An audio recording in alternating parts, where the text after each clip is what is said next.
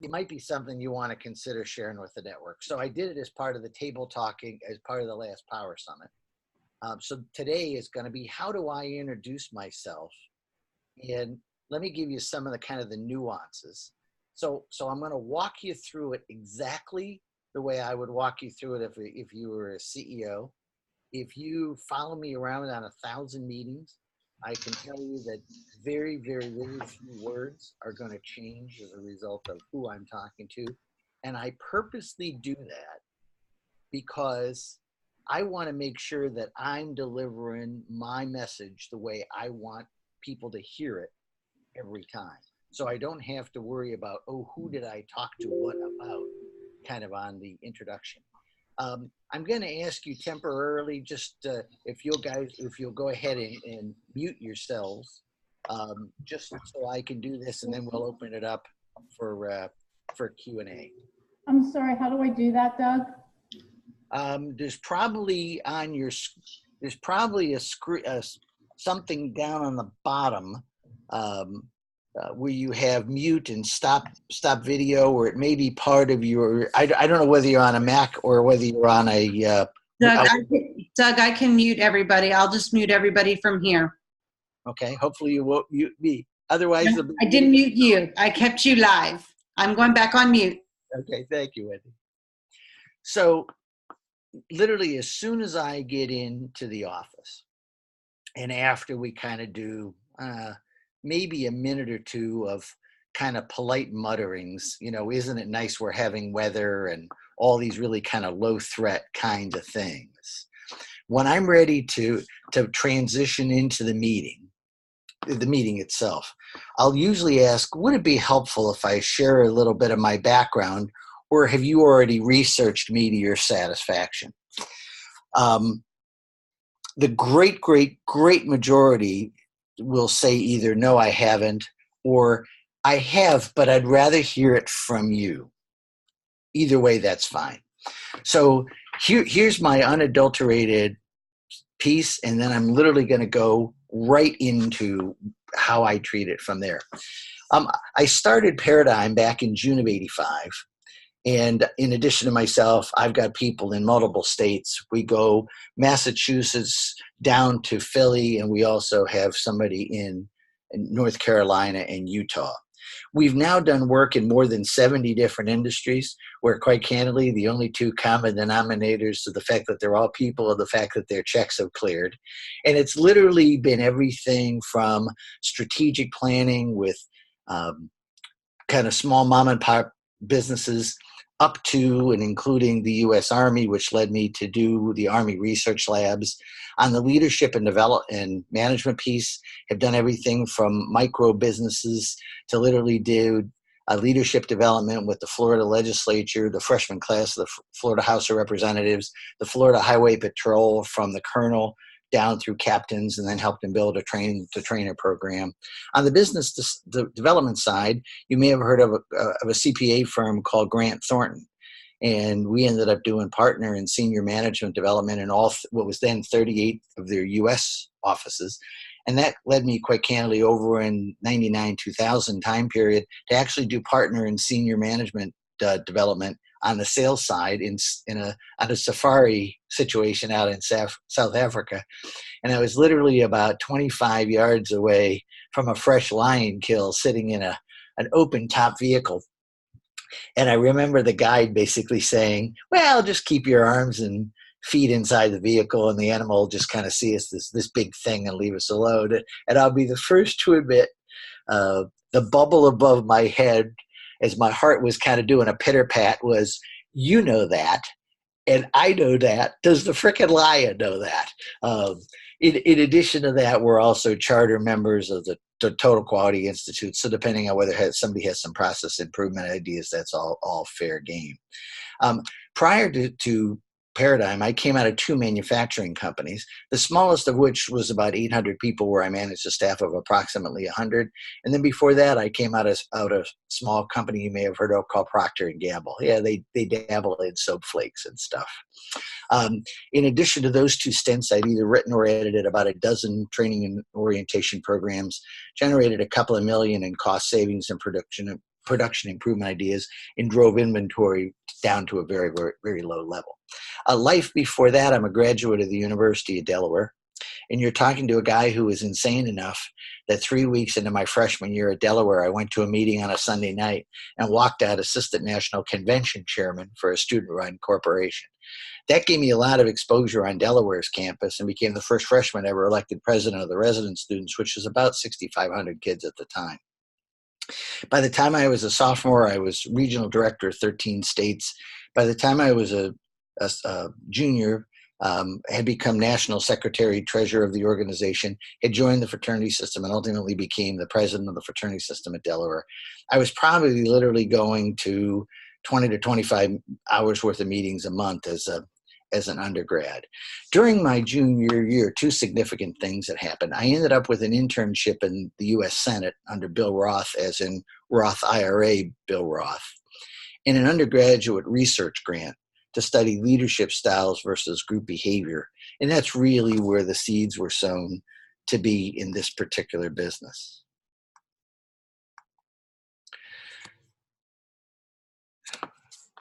At Paradigm, here's our vision and our values.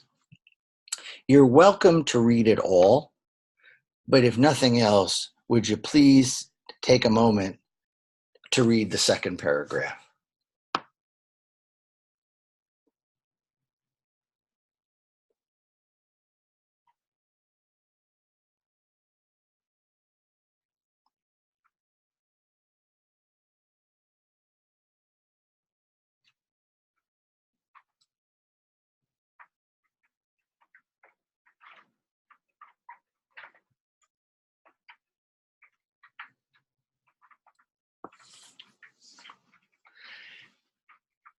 So this is an aside, assuming that I see the eye contact in terms of when finished. Somebody says, so the question I get asked a lot is, so does this actually mean that you won't cash my check?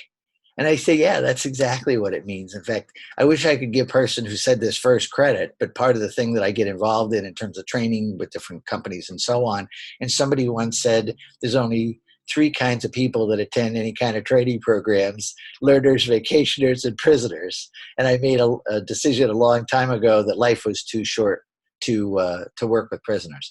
And a matter of fact, back when $1.5 billion was real money, I was actually working with the COO of $1.5 billion company, and he had called me and he wanted me to do a goal workshop for his 75 top people across the country. And I had met with them and then took it back to the office, and I was kind of trying to figure out a plan.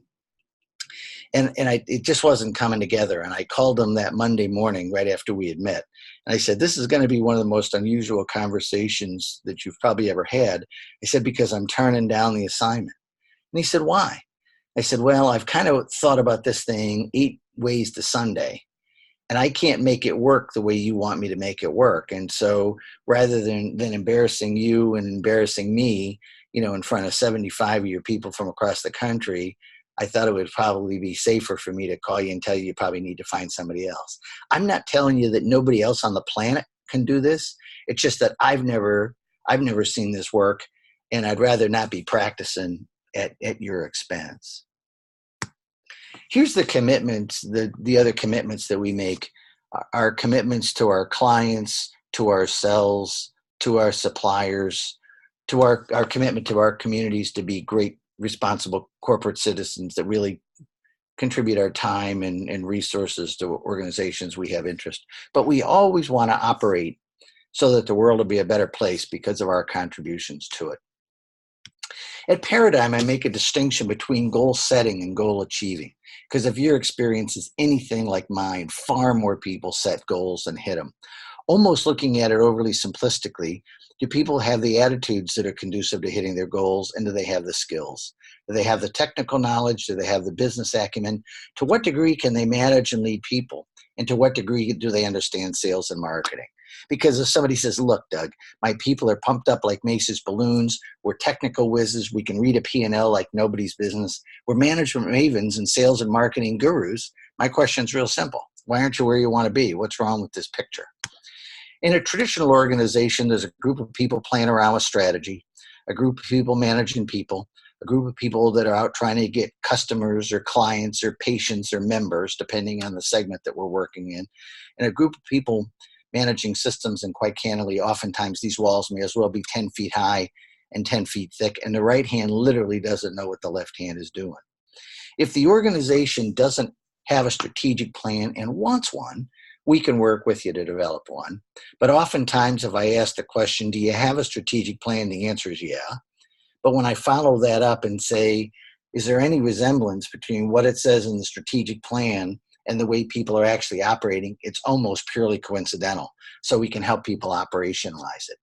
Inside of that, what's our customer service strategy, taking into account both internal as well as external customers? And I suspect that you and I are on the same wavelength here, but just to make sure, if I was reporting to you on a day in and day out basis, we'd have a customer relationship. Because if I don't keep you satisfied, you're going to vote with my feet and help me get happily involved in a new career path at another organization. And if you don't keep me satisfied, I've got two options.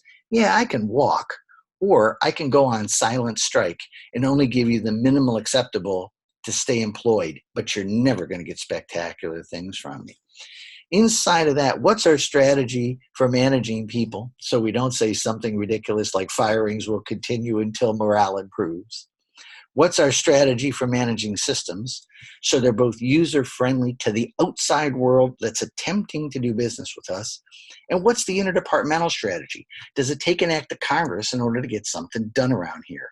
Where those things overlap is where our satisfied customers live, both inside as well as outside.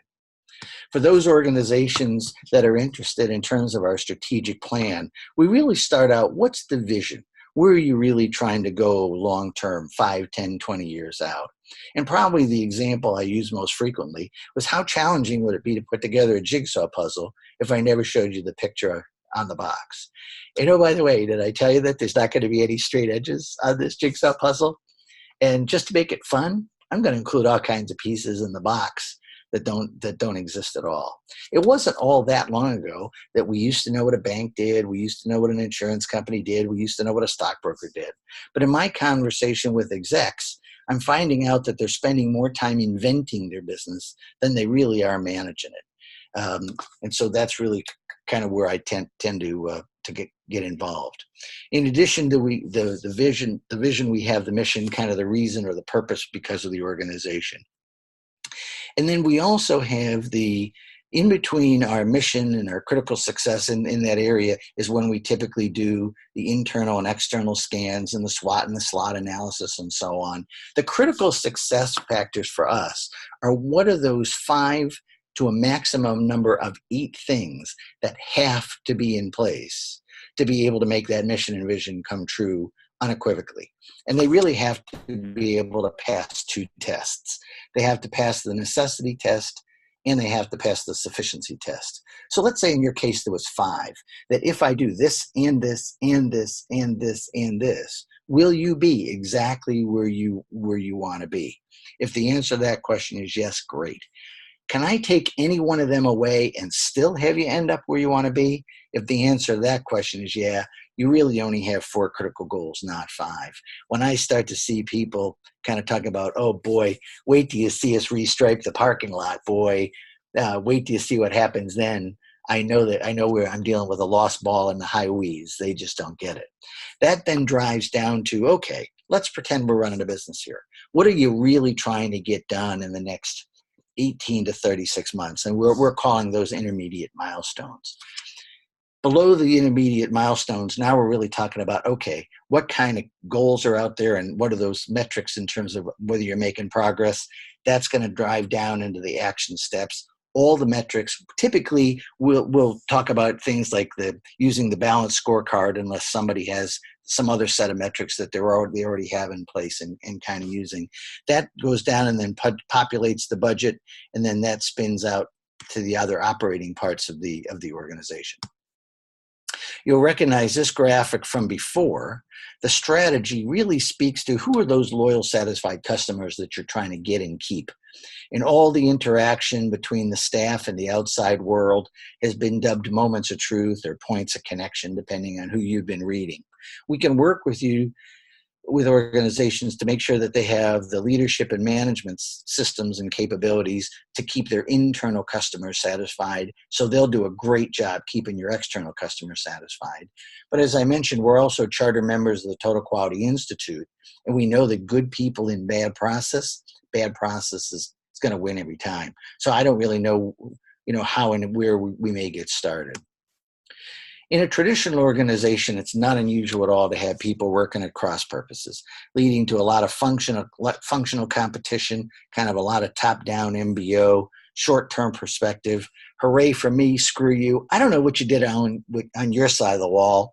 It was fine on my side of the wall, kind of internally focused in a silo or stovepipe organizational structure, as opposed to when everything's in alignment, really thinking about everything really kind of coming together as almost like an organism where all the pieces really are interconnected, and taking a look at the entire organization is really kind of a system.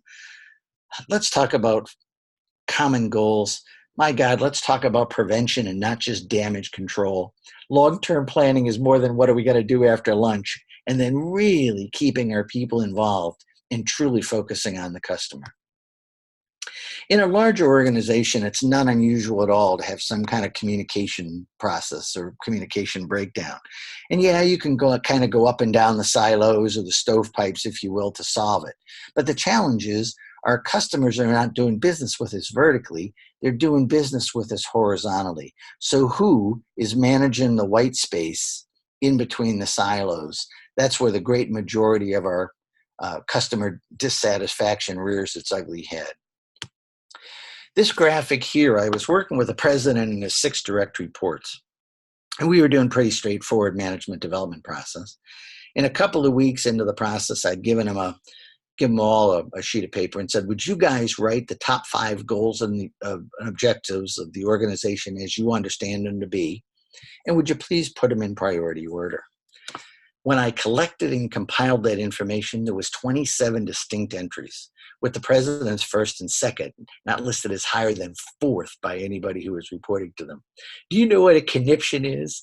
I thought Bill was going to have a conniption right in front of my very eyes, because he had prided himself on being a master communicator. And the God's honest truth is, it's not like these guys didn't talk to each other. They were in ops meetings every week. They were in loan committee meetings every week. They were in HR meetings. And I said to him, I had interviewed all these guys prior to starting, and all of them would have sworn on a stack of Bibles this high that they knew where the organization was going. Most of them had spent their whole life there. So when I rolled this information down, I literally said to Bill, let me ask you, I said, if people don't know, I said, I don't know too many ne'er-do-wells that can hardly wait to get to work today so they can really screw things up. I said, I really don't. I said, but if you can take all this energy that people are already bringing to the table and really focus that, against the top 4 or 5 goals and objectives, what's reasonable to happen to those outcomes? And he said, they'll improve. I said, okay, you got that one right. Let me ask you the next question. If we then take these improved results and feed it into this energy pool, do you expect the energy level to rise or fall? And he said, it'll go up. I said, if the energy level goes up, what do you think is going to happen to the results? He said, they'll get even better. I said, Bill, it's that simple. I said, I'm the first to admit we're not talking rocket science here, but it's so simple, that's why it actually works. In order for the organization to become all that it's capable of becoming, not only do we need to have the corporate strategy that kind of identifies the business ops and the resources along the way, but the interpersonal skills and the technical skills and the management skills. Over the course of years, I've watched a lot of people that try to say, that almost like block this and say, well, they try to solve their problem by strictly throwing training at it. There's other people that say, just give me a strategic plan, boy, and get out of my way. But we find that unless these things are integrated, people are going to leave a ton of money on the table. We can do that same thing from a business development perspective, kind of starting out, well, what's the mission for the selling organization? And people kind of look at me like I just grew 17 heads. It's like, hey, Doug, did you look at their card? It has name, comma, sales. What part of that don't you understand? And I said, yeah, well, humor me. Do you care what part of the world people you're selling in? Well, yeah. Do you care what kind of pricing is being offered? Well, sure. Do you care what kind of terms are being granted? Well, absolutely. Do you care what kind of margins are being maintained? Well, sure. I said, is any of that stuff written down? And they get this incredible desire to start counting ceiling tiles. So sometimes I actually have to back up and say, is the behavior of the sales team or the sales area, is that consistent with the market niches that have been identified as part of the strategic plan? The other thing, from an organizational structure perspective, you can't imagine how many conversations that I've had with people over the last 30 plus years that basically went, Jesus, Mary and Joseph, Doug, these frickin' guys just keep putting one hoop in front of me after another, after another, after another. Why are they making it so hard to make the cash register ring? I mean, so again, I never know exactly where I'm going to get started. In addition to that, we certainly need to have all the interpersonal skills, including time management. Now, product knowledge we put in here to make sure that somebody does it. It's typically not going to be done by us, but it's typically got to be done by somebody. And then all of the requisite selling skills. This graphic here, yeah, we understand that the purpose of an organization is make money. We get it. But really, since people are really the heart of the organization, that's what this is really speaking to. So if we're trying to optimize the performance of the enterprise, as more and more people have gone to teams and cross-functional teams, all of these graphics that you see in front of you are very much there on purpose. Here's somebody who's so excited about coming to work that they are literally bringing other people into the organization.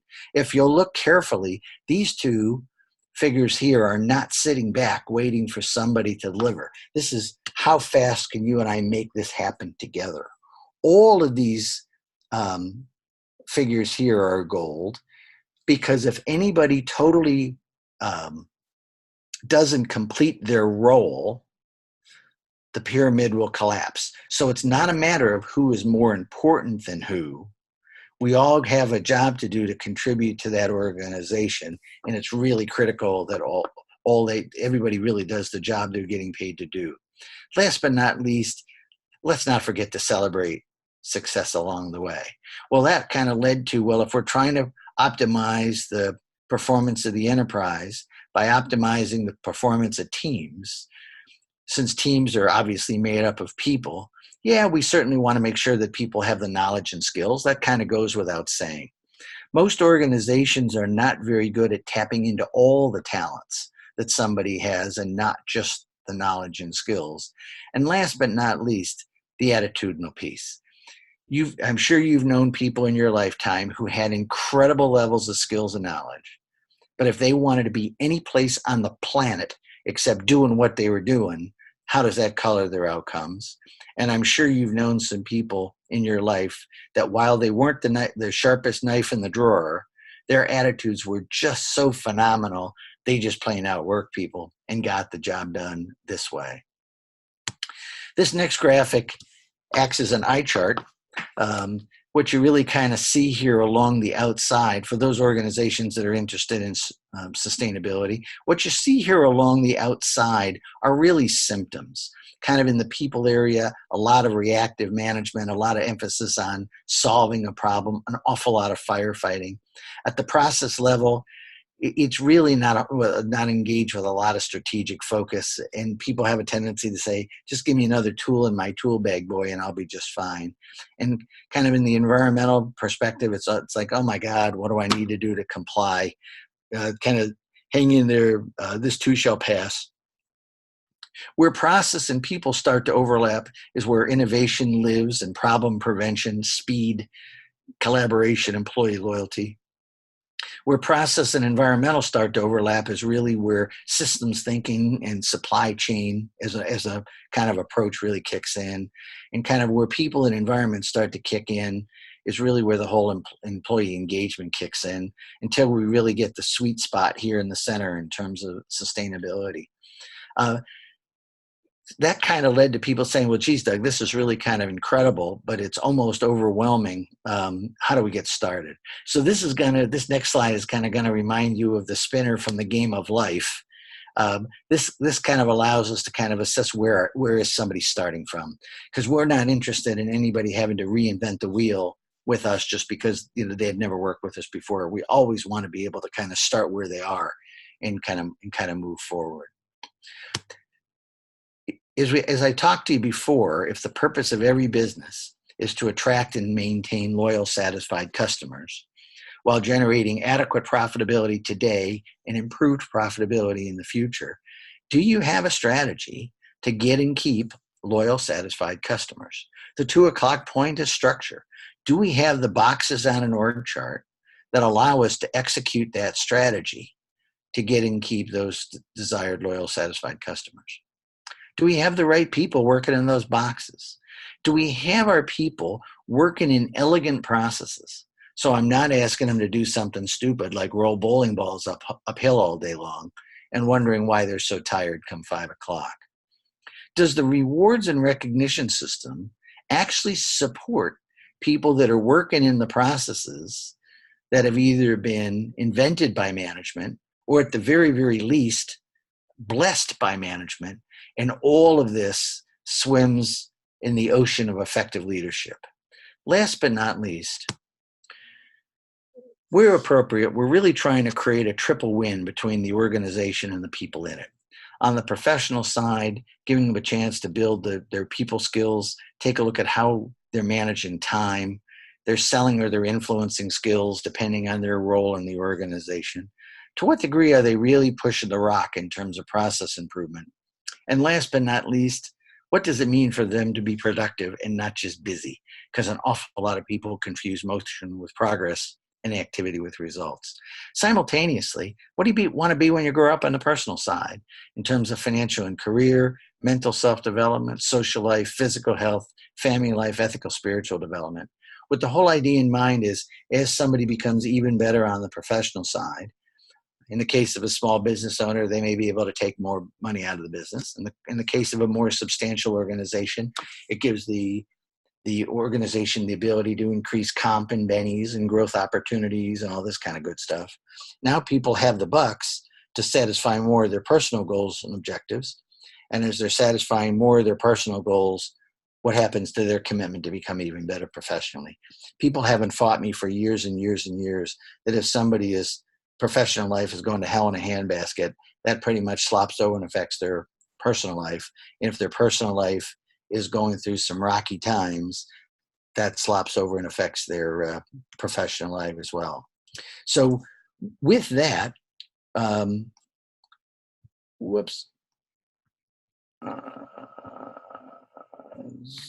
got to stop my screen share.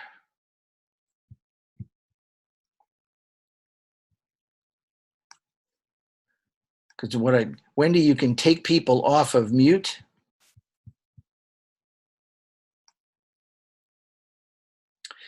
And this is what I literally lead with next is penny for your thoughts.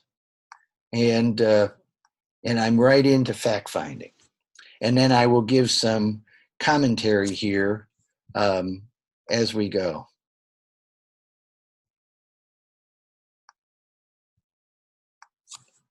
There we go. I should be back. Wendy, can you take them off of mute? Everybody should be unmuted at this point. Okay. So before I turn it over for commentary, the questions that I ask is, penny for your thoughts, and would you mind sharing with me where you're trying to drive your organization over the next 2 to 3 years? And I'm right into fact finding.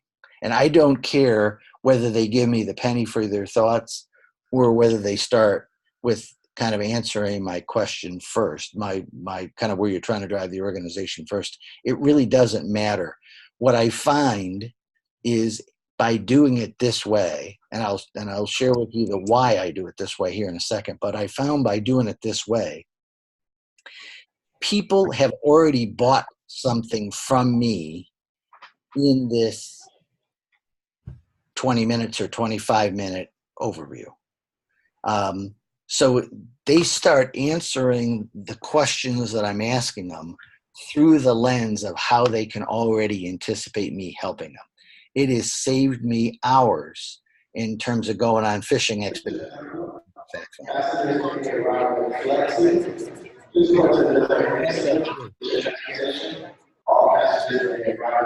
Not sure what's going on here. Brad is in an airport, I think. There you go. Sorry, gonna mute until I want to. Got it. So at this point, that's kind of the overview of the why I do things. If you'll notice that I build some humor in, and when there's one slide that I showed with you where it was the customer service strategy and internal, that was the people strategy. When I deliver the line, firings will continue until morale improves.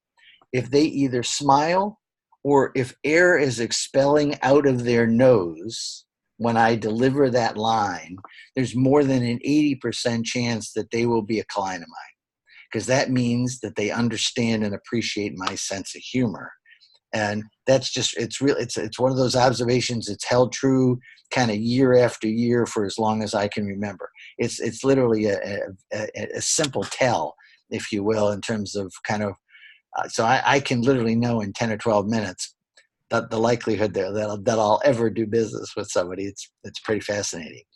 I started to build this years ago because as a nonlinear thinker, when I would engage in fact-finding with people, I literally would frustrate the crap out of the CEOs I was talking to, because I was doing the equivalent of asking a question over here and over here and then over here and then here and then here and then here and here and here and here and here and here.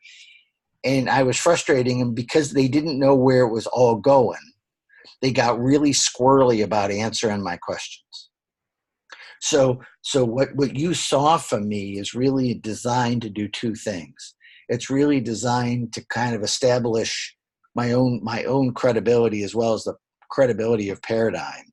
But it's also to put a frame around the discussion so they know I'm not going to be in the car wash business, and I'm not going to talk to them about their 401k, and I'm not going to talk to them about, accounting services. And so I find that by creating that framework for people, they're really comfortable in terms of answering whatever question I ask them, because they understand the context in terms of why I've asked that question. My typical first meeting is an hour and a half, and this has been true whether I'm talking to a tiny organization or, quite candidly, I'm doing a lot of business with organizations that are north of $1 billion, and my first meeting with them is an hour and a half too. And people just clear their calendar if that's what we need to be able to do this. So people do not cut me off. I've walked out of offices and literally seen like the equivalent of a deli line waiting to see the person I was talking to. If they thought that this conversation, and so on, was really going to warrant their time. So that's my preamble. At this point, Wendy, I don't know whether you want to have people, so to speak, raising their hand and you be to be our MC, or whether you just want people to ask the questions and I'll go from there. I say we let people ask questions. Okay. Well, I'll go ahead and start because no one's boarding right now. Doug, I appreciate you sharing that with me because I've never thought about doing that before the wants and needs perspective. When you're doing that presentation you just gave it, is it interactive, a little interactive, or one way? It's really one way. In fact, I'll be honest with you, Brad, I don't like it when it's interactive because because quite candidly, it breaks my flow. Not that I'm not capable of doing that, but what I'm afraid of is that somebody's going to take me off onto a pathway down left field. And once that happens, it is really hard to get back to the fabric of the presentation. And the only reason why I say that is because not knowing what elements are really going to connect with people. I find that when it's disjointed, it doesn't have anywhere near the power. And so if you'll notice the speed with which I delivered that, there wasn't a whole lot of time for you to interrupt me, was it? So every once in a great while, somebody who's got an ego, the size of the hotel that we were in Reading, will interrupt me. But the great majority of the time, they do not. So it allows me to purposely continue to drive my message.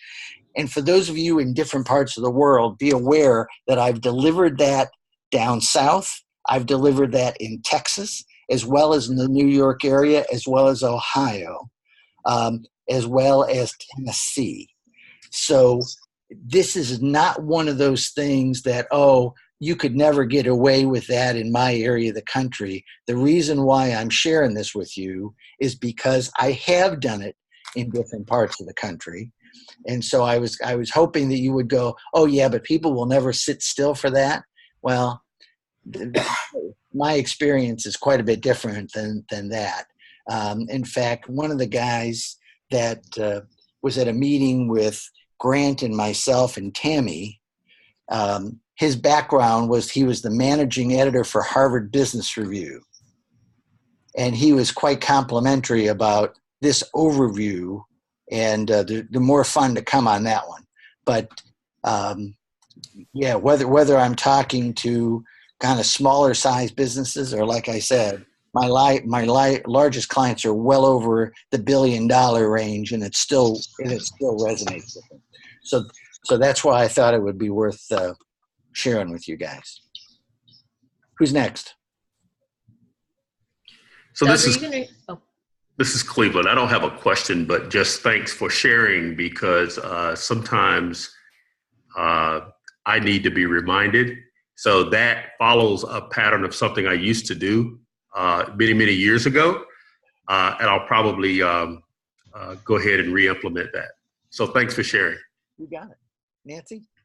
Hi, Doug. Again, thanks for sharing. I think you stepped me through this a few years in Reading. It's very familiar.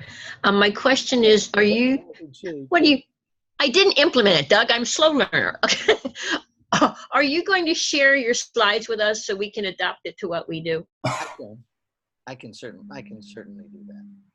I mean, I would appreciate that rather than me having to reinvent the wheel. Quite candidly, most of the content, other than the graphical treatment, most of the content came from people in RAC.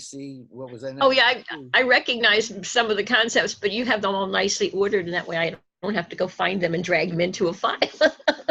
I can do that. I would certainly encourage you to make the stuff yours. I would put that out for everybody, because absolutely. You try to deliver my words, it may or may not work for you. But I was really trying to share the concepts, kind of more than the specifics.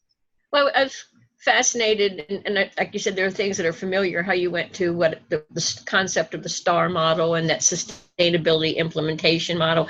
Those, I've seen those slides. I just like the way that you put those in some logical order, and it would be a great jumping off point for me to put something together. Sure. Any other comments or questions? Hey, Doug. Yeah. This is Adam Pressman. And what do you do when you've got a half an hour? I don't run into a situation where I do. Even if somebody says to me, we have a half an hour, I can do what you saw me do in a half an hour. And if I do that, they usually push off their next meeting. If I'm scheduling a meeting through an assistant, I say, and if possible, will you please reserve an hour and a half for this meeting, which is an unusual request. But I can say to them, for more than 20 years, that's been the length of my first meeting, in reality. Mm-hmm. And a lot of times they'll comply. And if I think it's going to be an issue, I will ask them to, let's take a look at a day when scheduling an hour and a half is not going to be a problem. And if we finish before that, that'll be fine. Okay, so you confirmed what I thought. You're not going to adulterate the presentation or try to do a shortcut with it just because you've got a lower amount of time. Correct. All right. Thanks, sir. You got it. Hey, Doug, you have been working on this for in excess of 10 years on gaining favorable attention, because I started 10 years ago, and about within the first year and a half, you said, Leonard, you have a really good background. You should tell people. And so I start, as you do, with the background. I do it from the start versus in what I did to current day, to say, this is what I do. This is why I do what I do, is because of that. And it came from you, and when you were presenting at the last Power Summit, I was presenting at the same time, and Jerry Hogan said, that was pretty neat the way you slipped that in there. And I said, Doug Brown taught me that.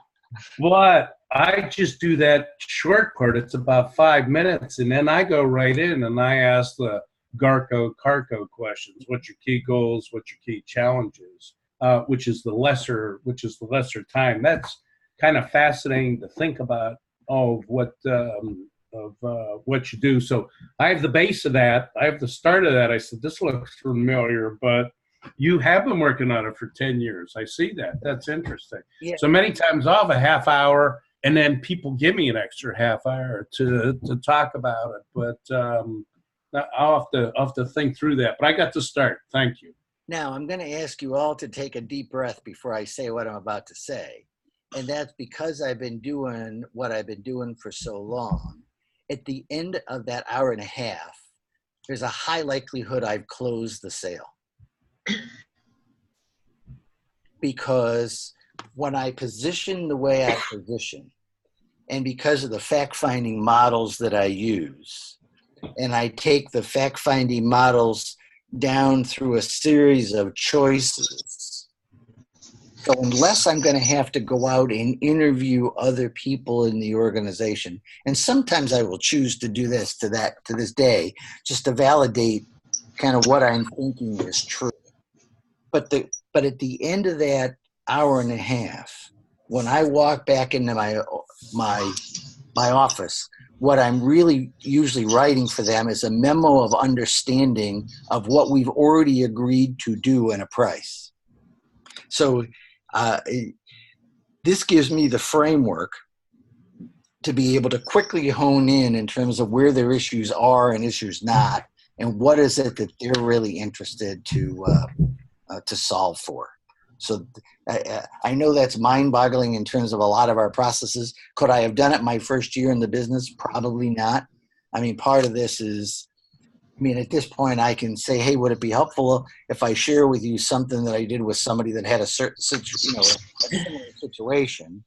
And I go, sure, because who wants to be the untested guinea pig, right? And then I walk them through this, and this, and I said, how, if at all, does that make sense to you? And how, if at all, would you like me to kind of change it so that it's an even better fit for your organization? Most of the time they say, don't change a thing. I love what you did. And for them, they're buying something that's already tried and true, so that they're not buying something that's not tested and proven. And I just find that makes the decision-making process for them so easy. Just kind of from a general concept of, if you don't mind, what did you, just for those of you who have never seen this before from me, what did you see? It kind of putting your CEO hat on, what did you observe?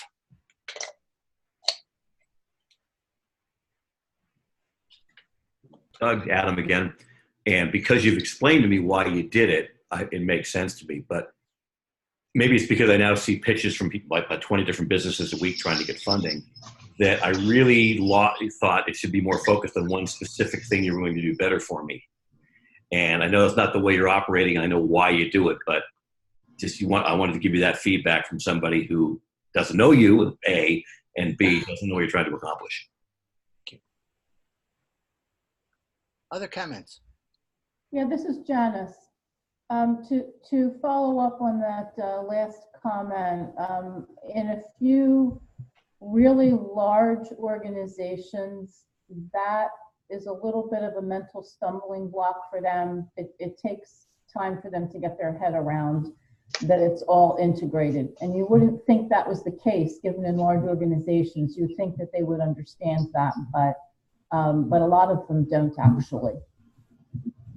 Just to build off of that, it's really critical that this conversation that you just saw me have with you be at a senior level of an organization.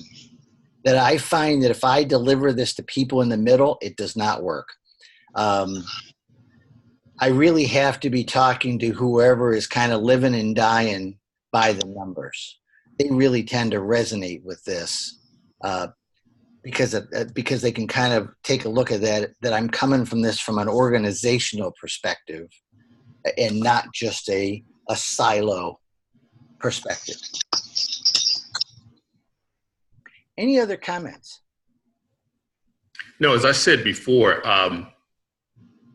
there are a couple of things in terms of the order and helping it guide you when you start to go on your fact finding. I know I'm one of those that I can be all over the place, and then at the end I have to actually pull myself back together because I've gotten so much information from different places. I do use a tool that helps me guide my questioning, but as I said in a former life, my salespeople had to have a presentation like this, and you had to go through it. But for some reason, now I didn't think I needed to go through it, and I never talk about my experience, and I have to start doing that. Because I'm not one to brag on myself, and it's not bragging; it's validation, right? So no, again, I appreciate you sharing it. I think it's a good piece because it is amazing the number of people, whether in the middle or at the top, who are so caught up into what's going on every day, they don't have time to step back and say, oh, wow, we have so many issues here.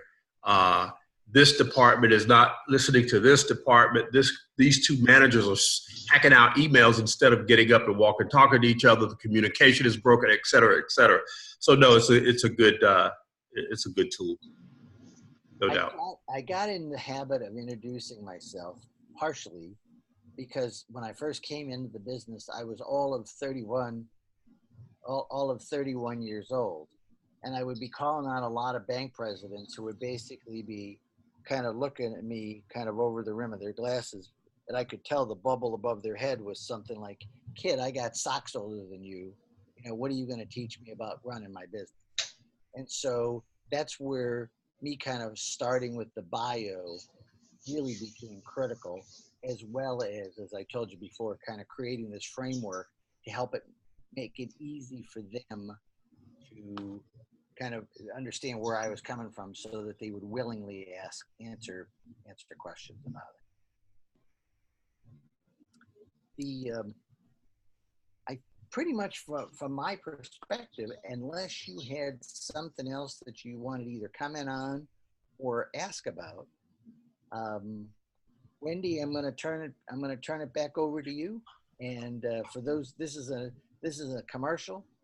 Same time next week, Grant Tate and I are going to be doing a detailed dive through the nuances of the new strategic planning program, and I certainly hope you join me at 3:00 on the same Zoom channel. Wendy, I turn it back to you.